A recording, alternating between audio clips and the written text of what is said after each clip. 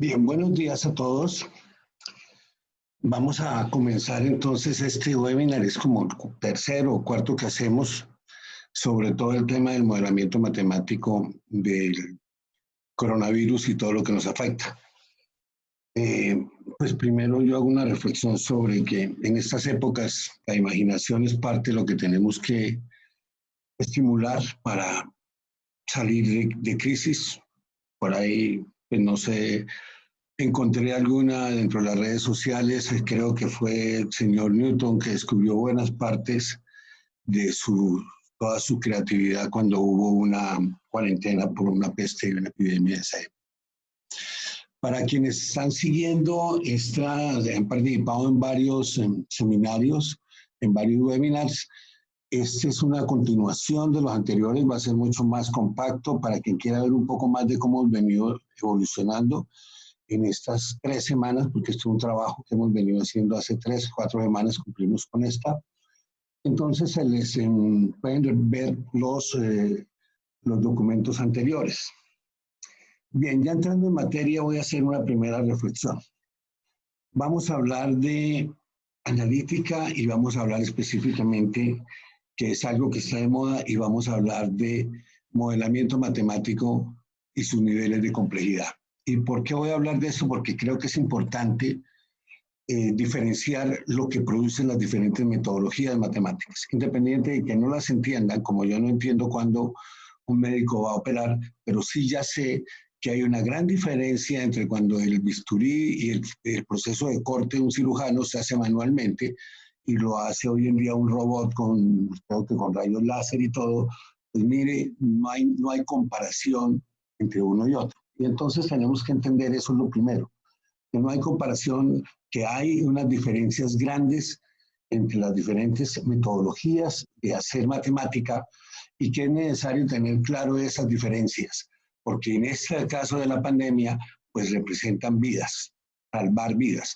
En el caso de las organizaciones, pues es simplemente el que no crea en la matemática compleja pierde dinero, pero la sociedad que no crea en la matemática compleja pierde vidas. Entonces, acá tenemos los 3 niveles de analítica: descriptiva, predictiva y prescriptiva. Esto es algo que puso de moda Davenport y Harris en un libro, Competitive Analytics, y este es un slide construido a partir de un slide y una presentación de Davenport y Harris, en el cual pues se organizan las diferentes metodologías. Y yo las he ordenado como de cero complejidad. ¿Qué es cero complejidad? Las metodologías descriptivas van a una base de datos y describen lo que hay en esa base de datos, y hay nadie está, para que no vaya a haber ningún malentendido, nadie está subestimando lo que hay que hacer ahí, pero eso no es matemática de alta complejidad. Es básicamente es más bien informática de alta complejidad para poder hacer visualizaciones y muy rápidamente averiguar qué es lo que yo tengo ahí en mi gran base de datos, Big Data hoy en día, para pues, tener idea de qué es lo que tengo. Y por eso es descriptiva. Después subimos a un nivel de predictiva, que es cuando yo trato de hacer predicciones, y dentro de eso vamos a destacar una metodología que es simulación. Del resto son pues, modelamientos probabilísticos, modelamientos estadísticos, redes neuronales que tratan de ayudar a predecir. Sí, hay diferentes enfoques, pero dentro de ahí clasifica IBM la simulación, y en la alta complejidad, la que yo estoy llamando alta complejidad, que creo que es alta complejidad definitivamente, pues está la optimización o la optimización estocástica. Y lo que tienen claro es que no producen lo mismo, ni producen la misma ventaja competitiva, ni manejan el mismo grado de complejidad. Entonces nosotros tenemos que ver, cuando entramos a ver modelos, pues mire, hay una forma de atacar el problema que ha sido la tradicional, y que es lógico, que es normal, que es, mire, utilizamos modelos de simulación. La característica del modelo de simulación es que hay un ser humano que está controlando el modelo de simulación, prueba en el modelo de simulación, ve un resultado y decide hacer una iteración. Su cerebro hace una iteración, su lógica hace una nueva iteración. La diferencia con la optimización es que pues, desaparece el ser humano y pasamos a que un computador hace los cálculos. hace los cálculos. Y por eso hoy en día un jugador de ajedrez ya sabe que contra el computador perdió. ¿Por qué? Porque es que el computador hace los cálculos más rápido que el ser humano, ¿sí?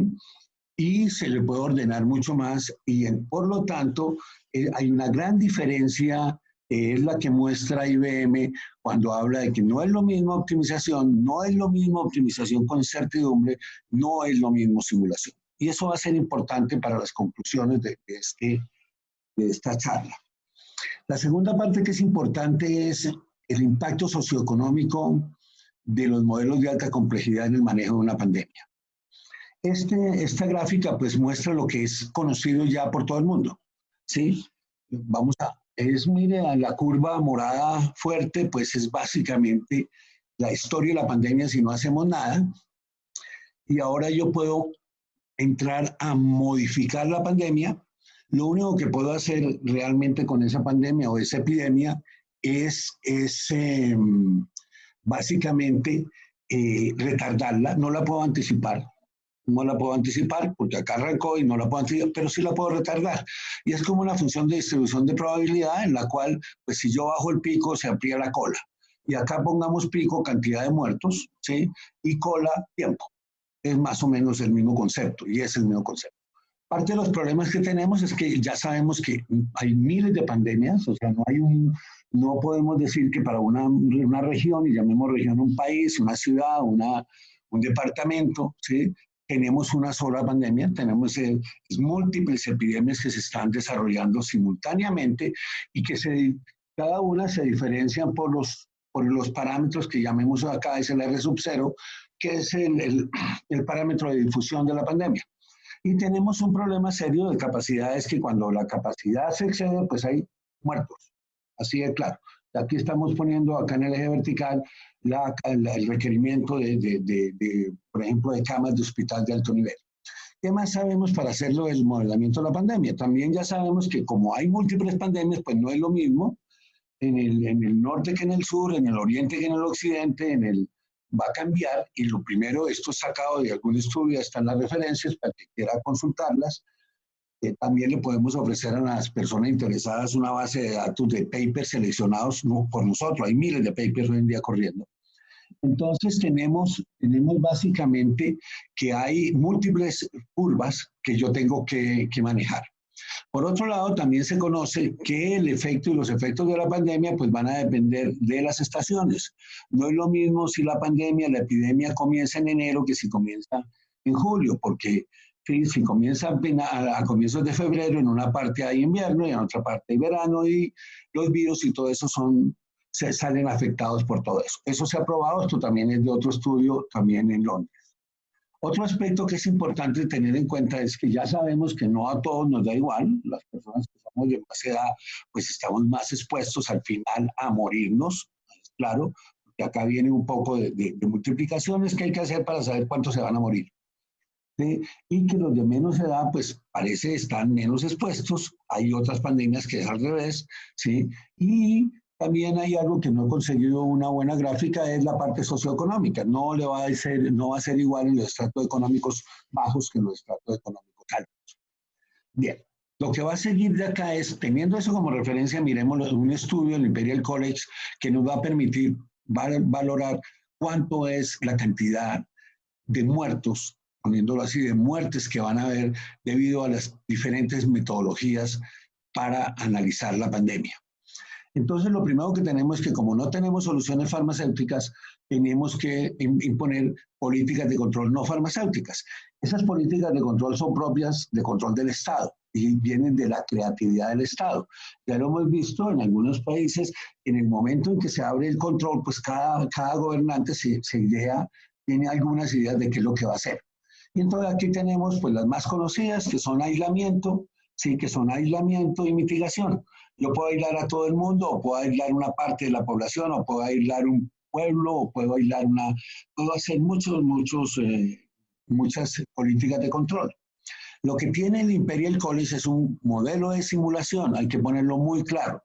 ¿Y qué les permite? Porque es que obviamente el modelo de simulación es fundamental, tampoco se le está quitando ningún valor a la simulación. es lo que tenemos para comenzar a conocer cómo se mueve todo eso.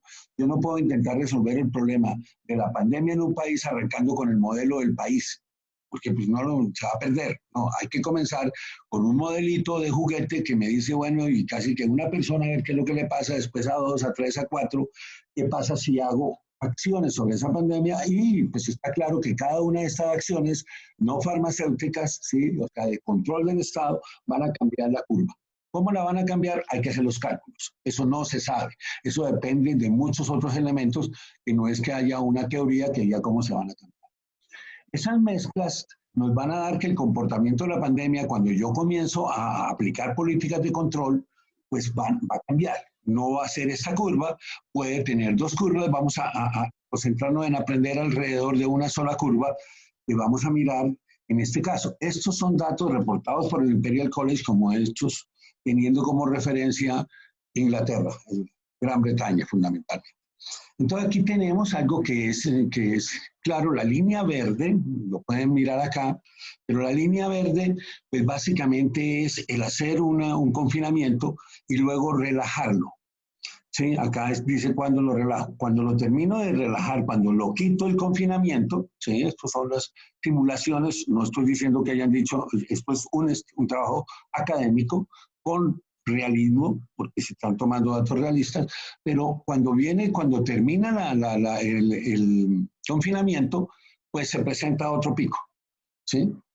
Y ese otro pico pues va a tener ciertas características, puede tener ciertas características que no sabemos cómo es el segundo pico si no lo estudiamos, y lo podemos comenzar a estudiar. Acá en esta representación aparece que el segundo pico es más alto que el primer pico, pero dura menos. Eso ya lo tenemos que tener claro. En la medida que el pico de la pandemia es más grande, pues va a haber el tiempo de duración de la pandemia es menor. Por eso esta curva, si la miramos bien, es un poco más angosta en tiempo que dura ese pico. Y luego va a volver a caer, me puedo volver otra vez. Si ya terminé con todos los infectados, pues me voy a quedar acá abajo. Si no, voy a tener ciclos repetitivos de este proceso. ¿Sí? Eso es lo que hay que entender. Hay que entender que es claro que la política de control no cambia el número de muertos, cambia cuándo ocurren los muertos.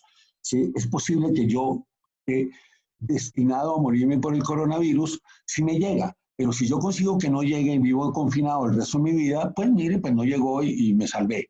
¿Sí? O si llegó cuando yo ya tenía vacunas o algo o antivirales. Eso no es teoría del Imperial College, eso es conocido. Acá hay otro paper en el cual pues este señor representa los picos de manera diferente. Lo que hay que tener claro es que cuando le voy a poner los números, tengo que tener claro de dónde saco los números. Entonces, miremos ahora en qué se basan los modelos de la pandemia. Estrictamente tiene una matemática clara que son ecuaciones diferenciales. Y por lo tanto, cuando yo estudié y comencé a estudiar toda esta carrera, cuando llegamos a estudiar cursos de control óptimo, nos decían, cuando el problema se describe con ecuaciones diferenciales, usted aplica control óptimo. ¿Óptimo para qué? Para optimizar el proceso. Entonces miremos la pandemia un poco más fría, no en cantidad de muertos, sino en su gestión, ¿sí? En tener creatividad en la gestión. Lo primero que yo tengo acá es que si lo miro y lo divido acá en tres grandes etapas de esa pandemia, lo que yo tengo es un exceso de capacidad. Tengo capacidad disponible no utilizada. ¿Sí? Aquí lo que tengo es déficit de capacidad que me producen muertes, y cuando vuelva a bajar el pico voy a volver a tener capacidad disponible no utilizada. Y esto es hecho y generado ¿por qué? Por un modelo de simulación. Lo que tenemos claro es que yo podría, y simplemente ya eso es, y es lo que hace todo el mundo, ahorita damos un ejemplo, pues yo puedo tratar de pasar los muertos para donde tengo exceso de capacidad. Simplemente, si es verdad que tengo este exceso de capacidad, pues mire, evite el pico, pase para acá gente, hablándolo más directamente, infecte gente, deje que se infecte la gente y que le copien esta capacidad mientras usted la tiene libre, porque aquí tiene todas las camas de la UCI disponibles. Estamos asumiendo de que solo hay una enfermedad, el coronavirus. Entonces, por ahora, pero aquí las tengo totalmente libres y sigo aguantando esto, y a los 2 días de aquí a acá, pues mire, comienzan a aparecer los muertos como locos. Yo me estoy preparando para algo que yo mismo estoy gestionando, porque es que la estoy cambiando. Eso es más o menos como que si yo voy a pasar soy una planta productora de cerveza, que sé que el pico de la cerveza se da en diciembre, y no me preparo antes a anticipar la producción para atender esa demanda, que es lo que yo puedo hacer, ¿sí? Y le digo a todo el mundo, mire, en diciembre nos vamos a enloquecer y vamos a tratar de producir todo en diciembre y vamos a trabajar 38 horas al día. No, mire, ¿sabe qué? En diciembre se le acaba la fábrica. Eso es lo que va a pasar. Todo el mundo lo sabe. Cuando vienen los problemas de gestión, pues mire, vamos a tratar de mantener que la solución sea, primero no podemos exceder la capacidad, porque hay una capacidad límite, a lo mejor la podemos extender, pero trate de copar esto y te va a ir mejor. Ahora, ¿cómo hacemos para poderlo copar? Para poderlo copar tengo que tener potencia de cálculo. Ya no es simplemente el modelito de simulación que dice, haga esto. Esto lo hicimos porque era un modelito de simulación fácil de manejar. Lo que tenemos acá, que lo voy a pasar muy rápido, hay otras charlas que también están grabadas que se pueden mostrar, es, mire, en ese montón, en esas controles, simulaciones que hizo el Imperial College, pues podemos clasificar, ellos analizaron 4 casos. No hacer nada, política, bueno, ese es el statu quo, me quedo quietico, que podría llegar a ser óptima. O sea, un modelo matemático va a encontrar, mire, sabe que lo mejor es que no haga nada.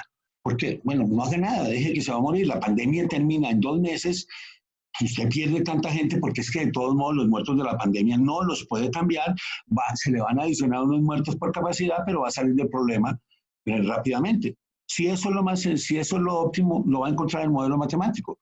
Después vamos a hablar de criterios para definir qué es eso que estoy llamando óptimo.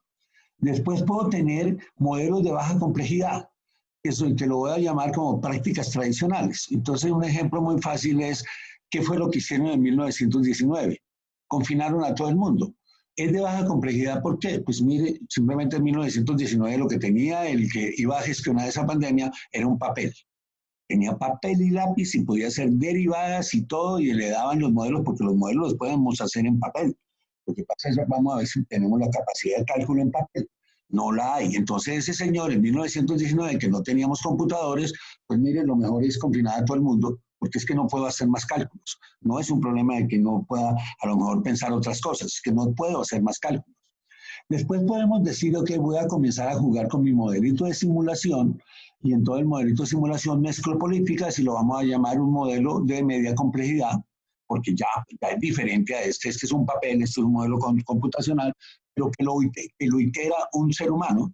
Y aquí tenemos los modelos de alta complejidad, que lo que uno puede leer de eso es, ok, lo que tiene el Imperial College es un modelo de simulación, pero es consciente de que lo mejor es tratar de encontrar la mejor mezcla de políticas de control, ¿sí?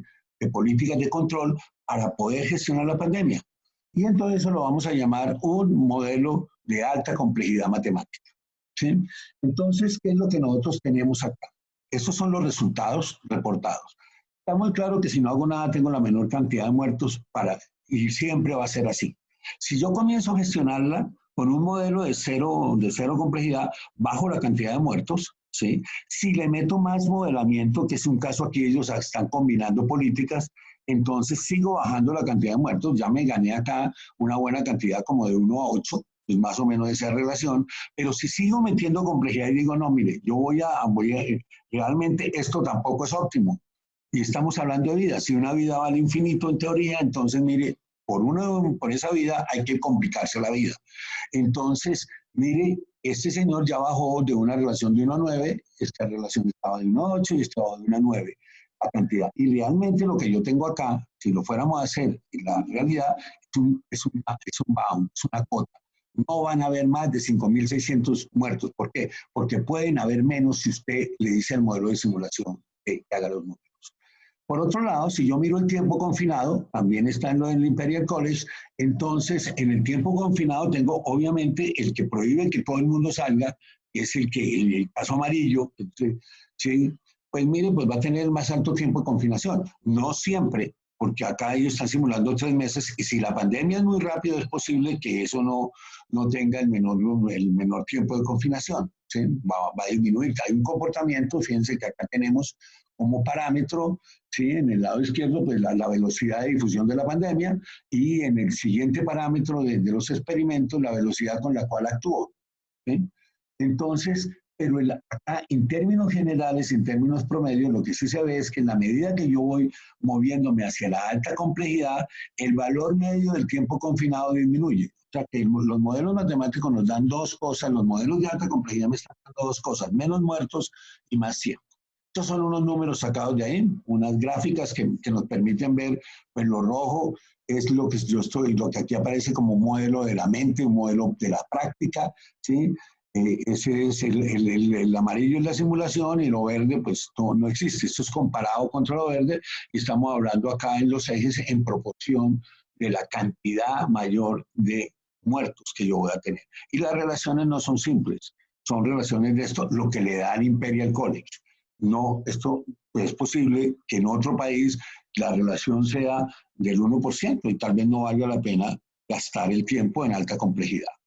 Pero lo que sí es claro es que cuando todos lo miramos, pues pueden haber casos en los cuales la relación puede llegar de 1 a 10. O sea, vamos a tener 10 veces más muertos. No, sino que con respecto a no hacer nada, sino a no utilizar el bisturí con láser y utilizar un bisturí manual, porque eso es lo que estamos haciendo.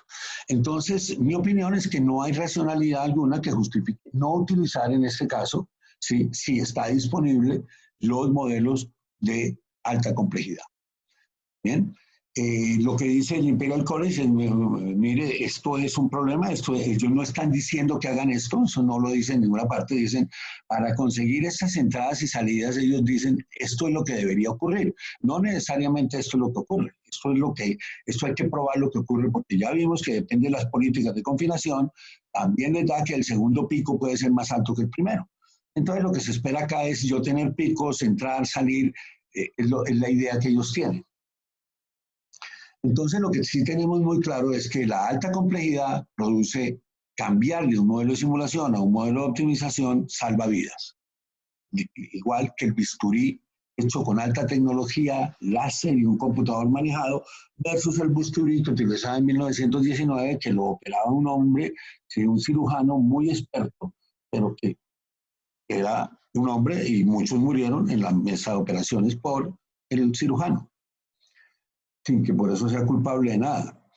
Entonces, ahora, ¿cuál es la solución? En nuestra propuesta es lo que hemos venido trabajando y es lo que está a disposición en este momento del que le interese trabajar en el tema. Entonces, primero que todo, hay que comenzar a evolucionar. También hay otra parte de la evolución que hay que mirar de cómo se ve, cómo están viendo digamos, la gente que hace modelamiento matemático tradicional. Y entonces, digámoslo así, un amateur del modelamiento matemático. Es lo mismo, no por el hecho de que yo haga analítica o que yo haga modelamiento matemático, todo el modelamiento que yo hago es de alta complejidad y es bueno, no, es lo mismo que un conductor de carros, ¿sí? O sea, el señor conductor que gana, el señor Schumacher, es uno. El señor Juan Pablo Montoya pertenece a ese grupo, pero no es mejor que Schumacher. Y entonces eso es una evolución. Lo que hemos visto es, mira, hay que evolucionar. Entonces la inteligencia artificial arranca, que es un concepto importante, de tratar de ver sistemas aislados, conjuntos de neuronas que se pegan con neuronas y que lo ven aisladamente. Pero lo que yo tengo en la realidad son sistemas de neuronas, acá se me ocultó la gráfica, pero yo tengo son conjuntos, y lo quiero ver acá, pues yo tengo una neurona, otra red de neuronas, que lo que realmente me representan es lo que nosotros llamamos el hipotálamo de la organización. Ese hipotálamo de la organización es que una organización no necesita un modelo matemático. Una organización, así como el hombre no necesita una sola red neuronal para moverse. Tenemos un conjunto de redes neuronales que mueven la mano y tenemos otras que mueven el ojo y otras que mueven y hay una integración entre todo y por eso todas se mueven sincrónicamente, no se mueven asincrónicamente de que yo miro y después proceso y después le mando la orden a la mano para que dé la curva. Entonces, si así fuera, vivíamos estrellados, porque todo está ocurriendo en procesos de cálculo, procesos simultáneos. Entonces, nuestra idea es hay que construir los hipotálamos. Eso es una idea general, ese es el hipotálamo de cualquier sistema, ¿sí? Y eso es lo que vamos y eso es lo que se propone. Entonces, vamos a ir viendo cómo se puede construir un hipotálamo, simplemente en palabras, y qué es lo que va a producir. Porque en definitiva, eso que tenemos allá, eso que vimos es cuál es la solución. Igual, si usted necesita respiradores, pues tiene que salir a buscar respiradores y tiene que salir a buscar camas UCI, tiene que invertir los $30,000, $40,000 que cuesta una UCI para salvar a una persona. Pero también le va a tocar salir a invertir en modelamiento de alta complejidad porque ya mostró y se puede probar, y esto sería bueno que se evaluara. Mire, eso es lo que muestran los números y eso es lo que sabe la gente realmente. Entonces, lo primero es cambiar esos modelos de un modelo de simulación. El primer cambio es cambiar el modelo. Hay unos modelos de la epidemia. A esos modelos de la epidemia los podemos convertir en modelos de optimización. Para poder hacer eso hay que estudiar el centro de la epidemia, ¿sí? Entonces hay que entrar a modelarla. Voy a pasar esto. Entonces ya tengo que comenzar a pensar cómo la voy a modelar. Entonces, ¿cómo la vamos a modelar en la realidad? Es muy importante que lo que estamos hablando está orientado hacia soluciones reales. No está orientado hacia soluciones de pruebas de teorías en laboratorio o en una academia. No, esto es una solución que es lo que necesitan las empresas. Porque acá vamos a ver cosas que son complejas de manejar. Entonces, primero vamos a tener que tener un estado, un modelamiento de la pandemia. Ahorita hablamos un poco más de eso. Luego tenemos que pensar realmente cómo es la gestión de la pandemia en una región grande. Realmente acá pues tenemos Italia, y entonces Italia tiene muchas provincias, y sí, entonces pues realmente yo tengo acá, no sé cómo se llaman, se llaman pues regiones o comunidades o departamentos, pero ellos tienen zonas, ¿sí? Que son las que dicen, bueno, mire, Sicilia está compuesta por esto, y yo tengo acá realmente es un proceso de pandemia en cada una de estas regiones, y si sigo dividiendo en cada uno de esos, de esa parte está caracterizada, esa pandemia se puede hacer. ¿Quiénes la pueden hacer? Los epidemiólogos. No, uno no la puede hacer, porque ese es el campo de ellos. Y es posible, entonces, lo primero que todo, comenzar a pensar, oiga, porque ya se comienza a oír cuando hablan de que tenemos que gestionar, que ya comenzó afortunadamente a salir la palabra inteligente en toda esta la gestión, que decidieron que era la palabra smart o inteligente, así bien chévere. Entonces tenemos que comenzar a pensar en otro poco de problemas que no están resueltos, porque no los tengo que resolver si no los miro holísticamente, no los puedo resolver, que es mirar la región como compuesta por un conjunto de subregiones que yo tengo que coordinarlas. Y si es posible cerrar una región y abrir otras. Y principalmente si estoy mirando cómo voy a utilizar los recursos que yo tengo en la parte logística. Eso es lo que hace todo el mundo. Eso es lo que hacen y es la forma de enfrentar un problema real, que no es quitarle humanidad por volverlo real, sino quizás más humano por ser totalmente real. Entonces aquí tenemos una primera descripción. Otra parte que tenemos que mirar es cómo es esa parte sociodemográfica, porque es que no todas las regiones son iguales, no podemos decir, pero nosotros sabemos que hay departamentos, que hay estados de Estados Unidos donde viven los viejitos y hay otros donde no viven los viejitos. Entonces no es lo mismo Florida que Nueva York en su composición de la distribución de la gente. Es totalmente diferente. Entonces tenemos que entrar a mirar la parte sociodemográfica para poderla dividir, y acá pues tenemos una división en la cual pues decimos, mire, de alto ingreso y de bajo ingreso, y los dividimos por edades, y entonces realmente yo ya puedo manejar mucho mejor mi pandemia, pues yo la puedo manejar entendiéndola bien de manera definida, o sea, de manera bien ubicada cada segmento. ¿Eso qué quiere decir? Que también tiene que ver con otra palabra que es importante en todo esto, es el tipo de modelamiento que hoy en día permiten los computadores. No vamos a hablar acá de computadores, pero los computadores hoy en día son miles de CPUs. Cuando yo me gradué había 11 CPU, en Colombia hasta el año 95, pues no se podía tener computadores de 2 CPUs. Yo no pude hacer mis trabajos de tesis doctoral en computadores paralelos porque no había. Pero hoy en día con una tarjeta de crédito se sacan cualquier cantidad de CPUs, se va a Amazon, la gente de Amazon ahorita, el que quiera resolver el problema, le está facilitando todas las cosas, ¿sí? Entonces, y esa potencia implica que ahora no tenemos que ver el país, ¿sí? Cuando yo entro a pensar cómo es el problema en Italia, pues yo no tengo que decir, no, es que la pandemia, la epidemia en Italia tiene 2.4. No, no, eso no es verdad. Tendrá pues 2.4 en promedio, pero acá puede haber 3.2, aquí puede haber 2, aquí puede que no haya pandemia, y todo eso depende un poco de características que combinado adicionalmente con la mirada de cómo está dividido en los segmentos, pues me permiten atomizar el problema. Y la palabra es atomizarlo. O sea, ver, hoy en día no hace falta, ¿sí?, para las personas, tanto en el ambiente social como en el ambiente industrial, pues andar con unos modelos agregados que después usted comienza a desagregar con una hoja Excel. En la sociedad, en este momento nos cuestan vidas, en las empresas les cuestan dinero. Entonces, lo que va a haber detrás de todo esto es describir, es como describen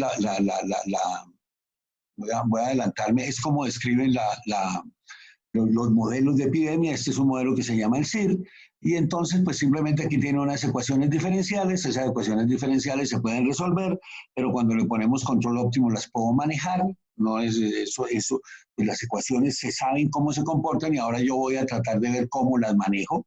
Eso lo puedo asociar a algo que también se llama en metodologías procesos markovianos, que son probabilidades de transición de estar susceptible, susceptible de estar infectado y estar recuperado.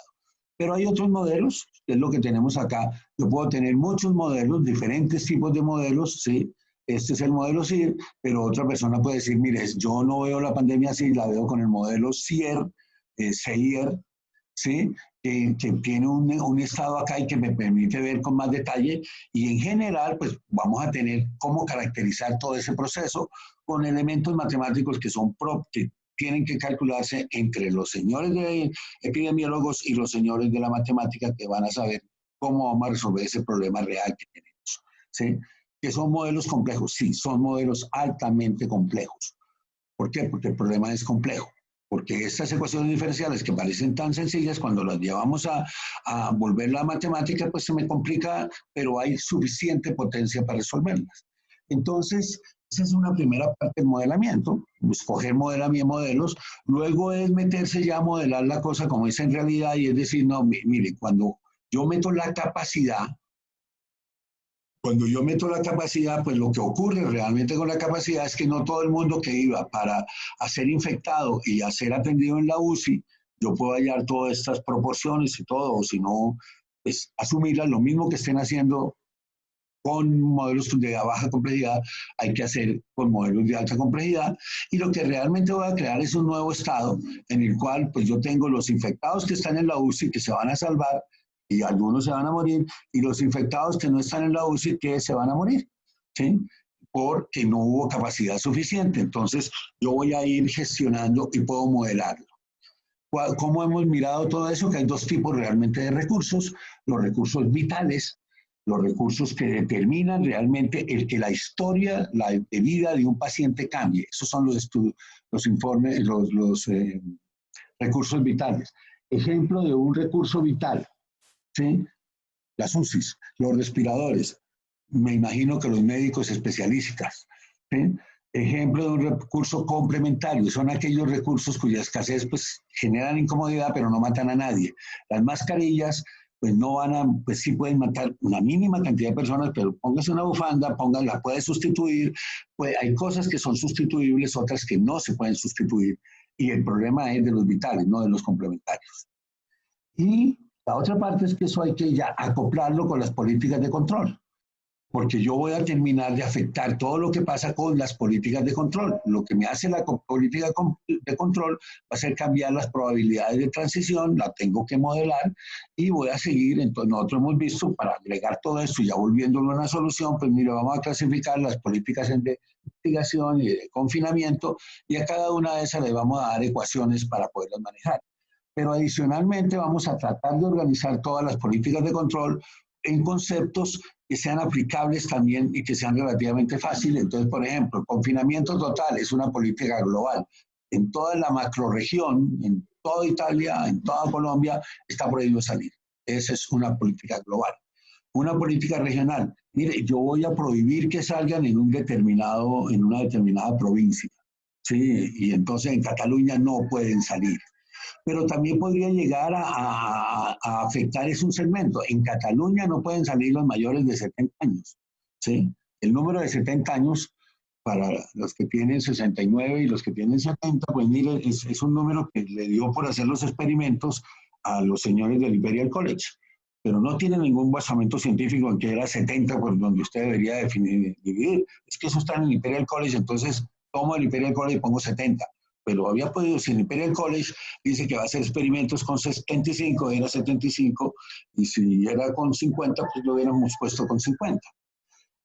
Políticas que afectan directamente a la gente que está en un determinado estado. Es el caso del confinamiento de los enfermos. Ya es que está infectado, entonces ahora ¿qué tratamiento le voy a dar? Pues uno es los mando en confinamiento para la casa. Lo que ha probado es que cuando lo mando en confinamiento para la casa se terminan enfermando todos, ¿sí? Y otros es ya individual que afectan cosas muy especiales que se puede hacer. Todo eso es modelable matemáticamente, ¿sí? Y todo lo voy a poder llevar a tratar de ver cómo afecta también las transiciones de probabilidad y el movimiento de la gente entre las mismas segmentos sociodemográficos. Si nosotros metemos dentro de la segmentación la parte de dinero, ¿sí? De dinero, entonces automáticamente sabemos que ya cuando se impone una determinada restricción, como la que hicimos, ¿sí? Como la que en muchos lados se está viviendo y como parece ser política general, pues automáticamente hay un desplazamiento de clases, hay una transición de clases hacia abajo, no hacia arriba, sino hacia abajo. Estamos regresando al pasado, o sea, el tiempo que costó subir a la clase baja de altos ingresos a volver a la clase media de bajos ingresos, se puede estar perdiendo porque ahora los que están en la clase media de bajos ingresos pasan a ser de la clase baja de altos ingresos dentro de la clase baja. Entonces, hay que mirarlo. Pueden haber cambios y esos cambios pueden implicar cambios en las políticas, en las probabilidades de transición de la pandemia. Tenemos gente que va a terminar siendo más débil para enfrentar la pandemia que antes. Porque pues ahora no tiene medicina, no tiene nada, por ejemplo, estamos viviendo cosas, algo afectado, no hay servicio para los que no estamos enfermos del coronavirus, o sea que si vamos a aclarar de una vez, si necesito una UCI porque antes me atendían porque salí un poquito, ahora me llevan a la UCI, ahora no me atienden y me mandan para la casa y me puedo morir yo en la casa, pero no se murió del coronavirus. No, es todo, o sea, estamos saliendo afectados en todo ese proceso. Entonces, lo primero, hacer un modelo fuerte de la pandemia, que tiene que ver con los epidemiólogos, porque los parámetros y todo lo que vayamos a hacer se calculan de ahí. Viene el segundo aspecto que es importante, el de la logística. Y el de la logística, pues es el más sencillo de modelar, en mi opinión. Pues lo podemos complicar mucho, pero el de la logística, pues tenemos que mirar, en definitiva, es cómo son los recursos vitales, ¿sí? Cómo se va a traducir esto en consumo de recursos, y lo que tenemos, lo normal es relacionar esta variable POP de aquí, es población relacionada con consumo de recursos. Y entonces, pues yo lo puedo gestionar. La verdadera gestión de la pandemia va a ser considerar que los recursos vitales son recursos que se deben expandir. O sea, es necesario expandir todos los recursos que cambian la historia del paciente y que aumentan, por ende, la cantidad que van al estado rojo. ¿Sí? O sea, porque en la medida que usted no haga expansión, pues va más gente al estado rojo. Si usted lleva la expansión coordinada, está minimizando la cantidad de gente que va al estado rojo, y el estado rojo no es que estén vivos, es que están muertos, pero por razones de que pues, no hubo cómo atenderlos. ¿Sí? Los del estado de D son gente que está muerta porque se iba a morir. O sea, yo me iba a morir porque soy diabético, entonces usted es débil y le llegó el coronavirus y lo abatió, punto. Entonces, que le dieron UCI o no le dieron UCI, de todos modos se iba a morir. ¿Sí? Entonces podemos modelar eso para poder determinar cómo son los recursos. Es muy importante, pues yo tengo recursos limitados, y lo que se hace en todos los sistemas que tienen recursos limitados es gestionarlos de la manera más inteligente posible para que los recursos den. O sea, no tiene sentido que me termine yo poniendo las camas donde el pico no va a ser en ese momento, o que ponga más camas de las que requiero y gaste presupuesto en una región cuando lo había podido gastar en otra región, o no movilice recursos que son, que son desplazables, como los médicos o a lo mejor los respiradores. Yo no sé cómo sea eso, pero yo la puedo gestionar. Obviamente que si están todas las capacidades, están excedidas, pues ya no hay la gestión, pues simplemente le va a decir, no puedo hacer nada. Pero lo que va a ocurrir en la parte dinámica de la epidemia lo está decidiendo el modelamiento matemático. Y la última parte que comienza a ser cada vez más, a mí me parece más grave. Ayer en una reunión con X gobierno local, oí el siguiente comentario, que al final de la pandemia, al final del pico de epidemia, los números que le daban a este gobierno de cómo iban a quedar, era quedar en los niveles de pobreza de hace 15, 20 años. O sea que hemos perdido 20 años de crecimiento, 20 años de desarrollo. Eso más o menos, si lo queremos poner, como diré la universidad, y de un tajo, te quitaron los estudios de la universidad y 15 años de experiencia, afuera. Y lo perdemos de un momento a otro y volvemos a arrancar de cero. Entonces es muy complicado porque ese es el verdadero impacto a largo plazo que hay que medir. Entonces, el modelo socioeconómico, pues lo que trata de hacer es, ok, yo tengo que ver la economía, ya una economía real. Esa economía real, pues son sectores reales que tiene una región, ¿sí? Que tiene cada región en sí y toda la macroregión están interrelacionados entre ellos y que tengo que comenzar a mirar cómo los gestiono. Entonces, en esto hemos encontrado y el modelamiento se está haciendo para manejar aspectos que son fundamentales porque ese es el verdadero problema futuro y el problema también de transición durante toda la pandemia, que son los impactos económicos. Nosotros hemos encontrado cosas que tenemos que modelar en esto. Los primeros 5 son modelamientos que deberíamos hacer y voy a explicar rápidamente cómo lo hacemos. Y el último es una parte que es cómo voy a valorar cómo voy a valorar eso que me está ocurriendo. Entonces, primero hay que modelar cuándo se quiebran las empresas, con una conciencia de que empresa quebrada es mejor, normalmente es mejor construir una nueva. Una empresa quebrada, yo soy un empresario toda la vida, y una empresa quebrada, la única forma de salir de ese rollo es que terminarla de quebrar. Las empresas que se cierren, ¿sí? Porque no pudieron aguardar la crisis de liquidez, de una vez desincorporan a la economía y van a poder crecer, pero vamos a tener que pagar el costo de nuevas empresas.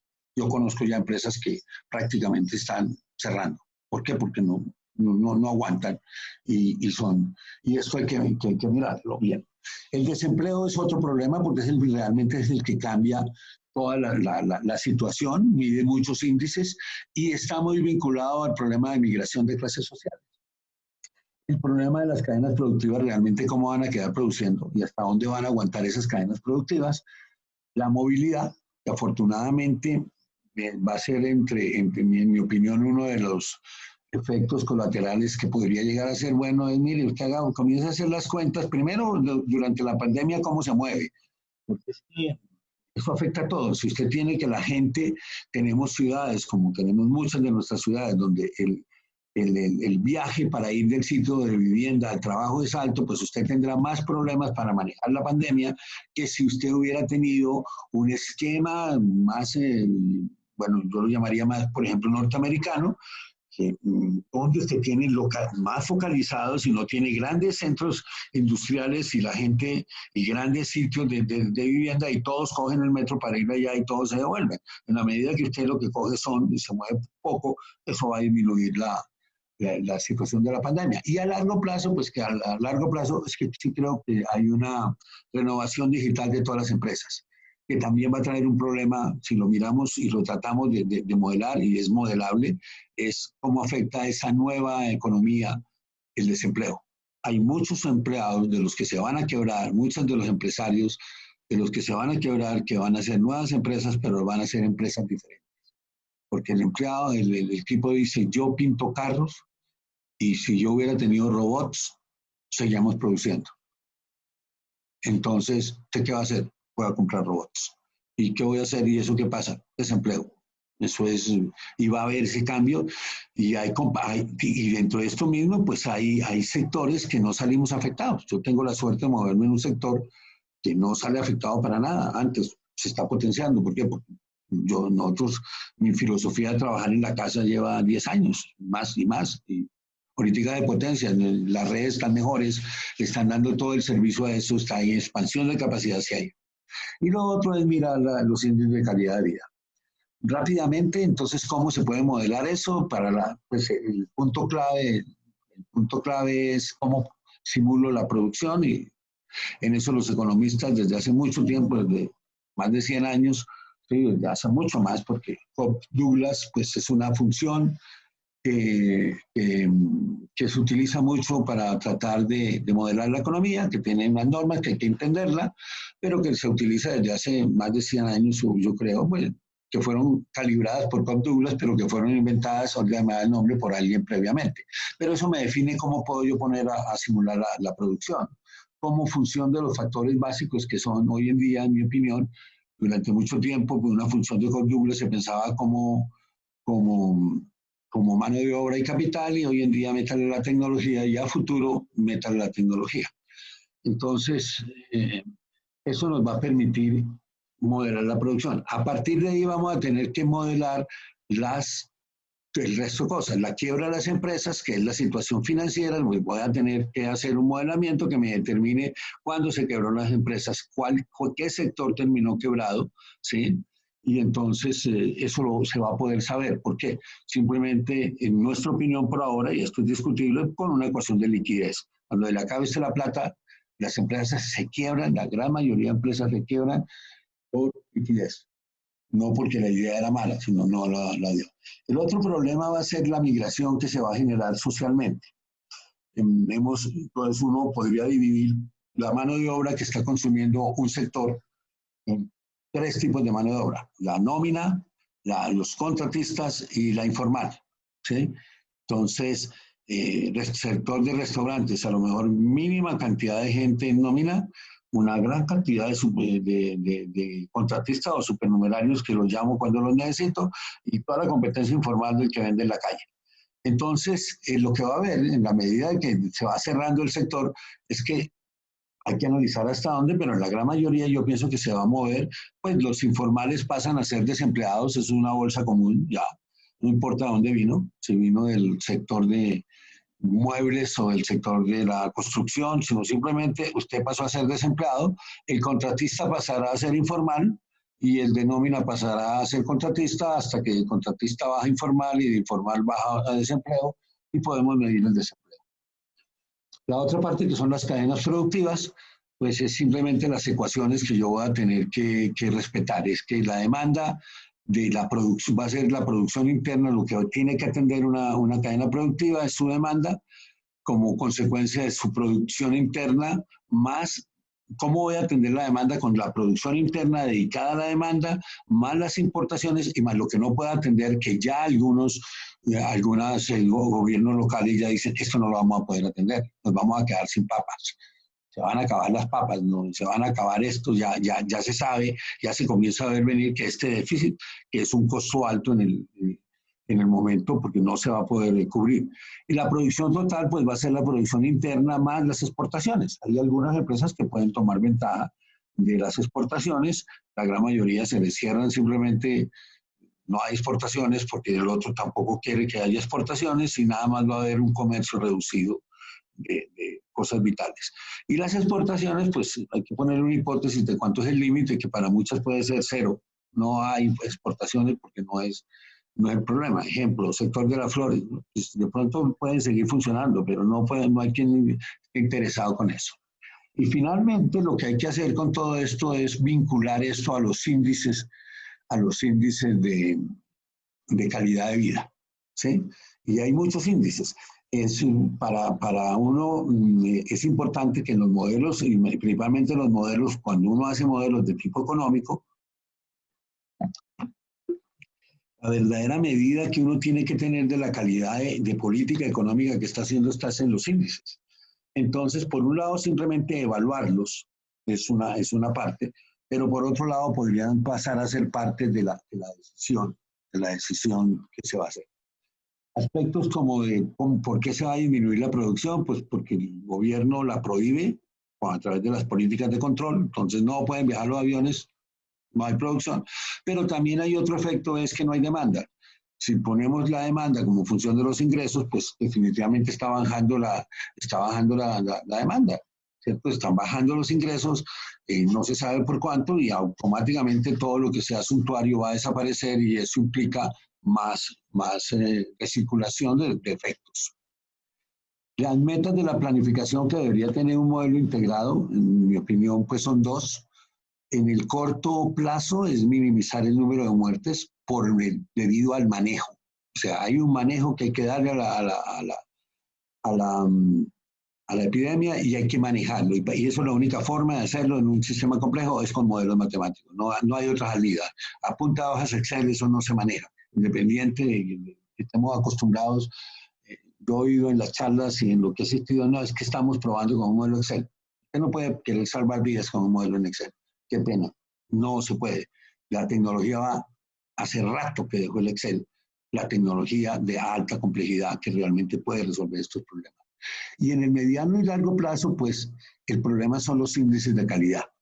O sea, el de garantizar, y es algo que le toca escoger al gobierno, es qué quiere garantizar, o a partir de qué momento, o cómo piensamos gestionar todo esto. ¿Por qué? Porque la misión tenemos que entender y que la misión estructural, por lo menos en mi opinión, de los gobiernos, es garantizar la calidad de vida de su sociedad.